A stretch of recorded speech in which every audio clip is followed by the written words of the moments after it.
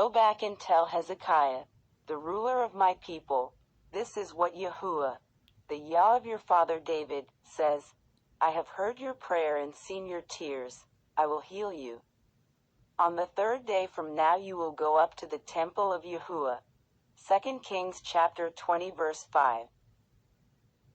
Yahuah is my shepherd, I shall not want. He makes me lie down in green pastures, he leads me beside the still waters. He restoreth my soul, he leadeth me in the paths of righteousness for his name's sake.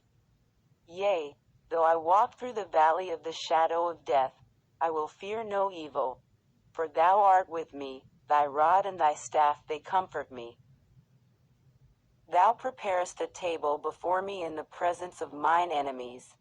Thou anointest my head with oil, my cup runneth over.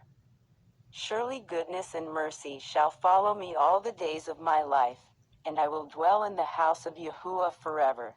Psalm chapter 23. Thank you, Father, for your word, your mercy, your grace, provision, strength, answer prayers. Thank you. Thank you. You're better than good to me. And I thank you. And I pray Psalms 103, Psalms 27, Psalms 91, Psalms 100, Jeremiah 29, verse 11, 1 Peter 5, 7, 2 Timothy 1, verse 7, for me and my bloodline and the people that heard my voice, because you are truly worthy of all our praise. I pray we never forget your benefits or anything that you do for us. I pray we honor your Son, King Yahuah, the way your will be done through your Spirit. Thank you for your Spirit. Thank you for your angels. Thank you for your protection. In your Son, King Yahuah's name. Thank you, King Yahuah.